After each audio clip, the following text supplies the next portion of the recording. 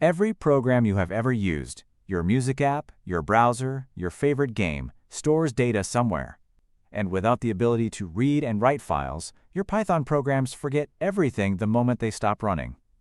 Today we fix that. By the end of this video, you will know exactly how to open, read, write, and close files in Python. You will understand the difference between reading and writing modes, how to handle errors gracefully, and how to work with structured data. Let us get into it. Section 1. Why files matter.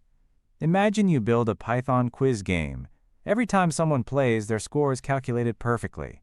But the second the program ends, that score is gone forever. There is no memory of it, no leaderboard, nothing.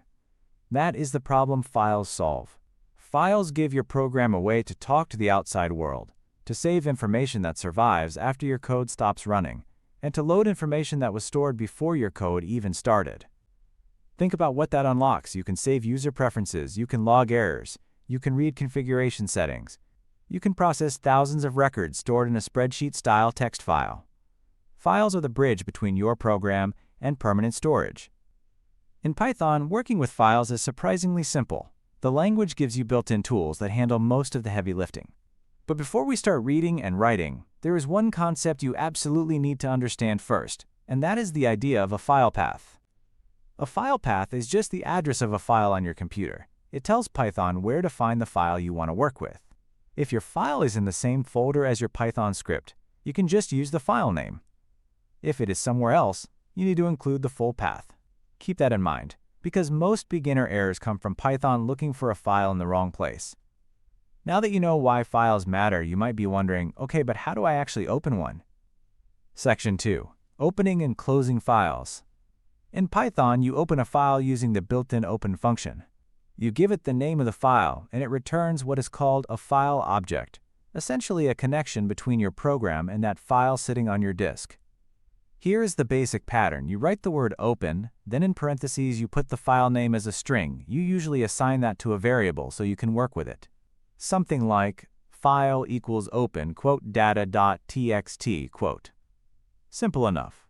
But here is the critical part that beginners almost always forget. You have to close the file when you are done with it. Every open file uses up a small amount of your computer's memory and resources. If you open hundreds of files without closing them, your program can slow down or even crash. You close a file by calling the close method on your file object. Just write file.close and you are done. But honestly, there is a much better way to handle this, and it is called the with statement. When you open a file using with, Python automatically closes it for you the moment you are finished, even if something goes wrong. This is considered best practice, and you will see it in almost every professional Python script. The structure looks like this. With open, quote, data.txt, quote, as file, then your indented code block underneath. When that block finishes, the file closes on its own, clean, safe, and efficient. So now you can open and close files. But what about actually reading what is inside them? Section 3. Reading files. To read a file, you need to open it in read mode.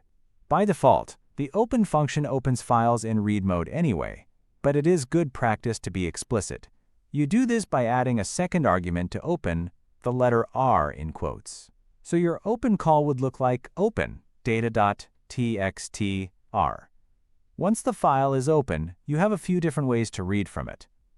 The first is the read method, which reads the entire contents of the file as one big string. That works great for small files, but for large ones, you might not want to load everything at once. The second option is readline, which reads just one line at a time. Every time you call it, it moves to the next line. This is useful when you want to process a file step by step.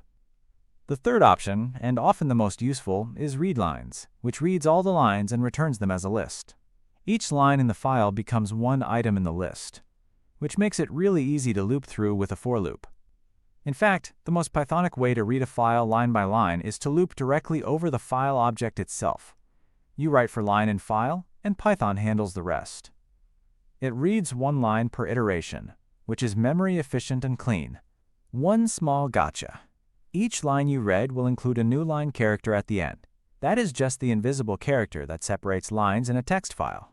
You can remove it by calling .strip on the line, something worth remembering. Now you can read files. But what if you want to create new files or add information to existing ones? Section 4. Writing files. Writing to files works almost exactly like reading, with one important difference: the mode you use when you open the file. If you open a file with the mode W, that stands for write, Python will open the file and let you write to it. But here's the catch. If that file already exists, Python will completely wipe out whatever was in it and start fresh. So be careful with write mode. It does not ask for confirmation, it just overwrites. To write content, you use the write method on your file object. You pass it a string, and that string gets saved to the file. If you want multiple lines, you need to include the new line character manually at the end of each string you write. Now, what if you do not want to destroy existing content? You just want to add more to the end of a file. That is where append mode comes in. You open the file with the mode A, and anything you write gets added to the end of the file without touching what was already there. This is perfect for log files or keeping a running record of data. There is also a mode called X, which creates a brand new file.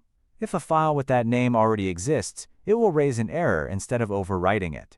That is a nice safety net when you want to make sure you are not accidentally replacing something important. Great, now you can both read and write. But what happens when something goes wrong? Section 5. Handling errors and working with CSV files. What if you try to open a file that does not exist? Python will raise a file not found error and your program will crash. That is not a great experience for anyone.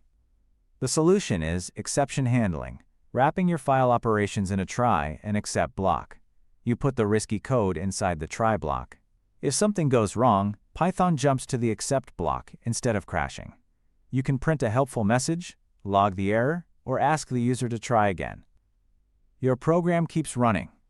This pattern, try, except, and sometimes a finally block, is how professional developers handle errors gracefully in any real application.